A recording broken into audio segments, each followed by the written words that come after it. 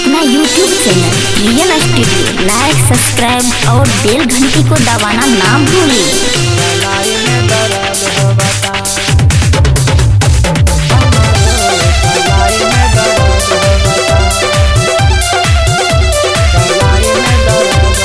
Recording by real music studio Madhepura. Contact number 7631565693। भोला बुझेला number परेशानी भंगिया इतना पिसावत काहे बानी। कलाई में दर्द होवता हमारो, कलाई में दर्द होवता हमारो, कलाई में दर्द होवता। भोला बुझेला नंबर परेशानी भंगिया इतना पिसावत काहे बानी। कलाई में दर्द होवता हमारो, कलाई में दर्द होवता हमारो, कलाई में दर्द होवता।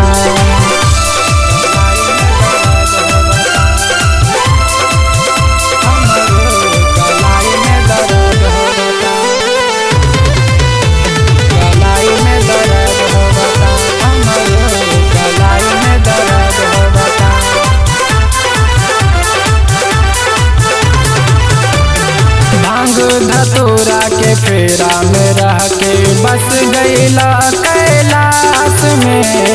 भांग पीसे के खातिर रखला हमरा अपन पास में।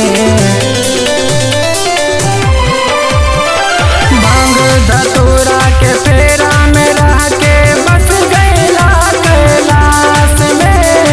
भांग पीसे के खातिर रखला हमरा तो अपन पास में।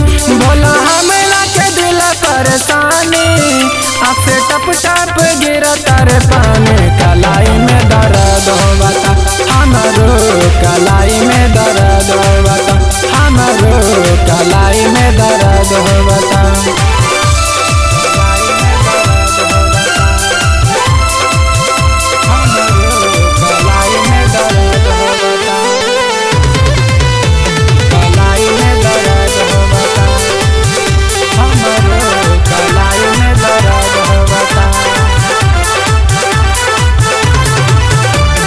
रगर रगर के भंगिया पिसने हाथ के चूड़ी टूट गइल। रोत रोत अखिया हमर लागत जैसे सूझ गइल। रगर रगर के भंगिया पिसने हाथ के चूड़ी टूट गइल। रोवत रोवत अखिया हमर लागत जैसे सूझ गइल। रउआ दया भी नहीं करतानी भंगिया कैसे हम पिसत बानी। कलाई में दर्द होवता हमारो, कलाई में दर्द होवता हमारो, कलाई में दर्द होवता।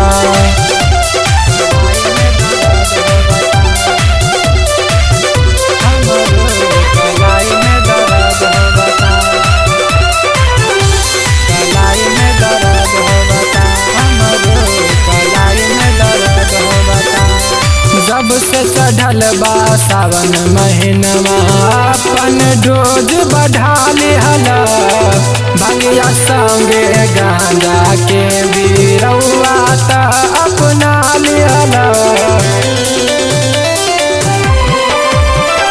जब से चढ़ल बा सावन महीनवा अपन डोज बढ़ा लिहला। भंगिया संगे गांजा के भी अमित रउआ दुआरे आइल बानी बुझ रउआ एकर परेशानी। कलाई में दर्द होवता हमारो, कलाई में दर्द होवता हमारो, कलाई में दर्द होवता।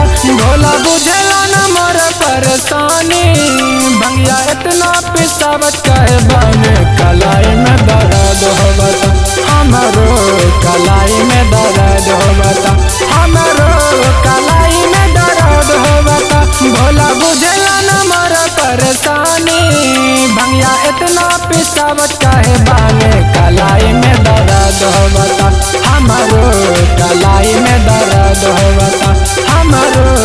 चलाई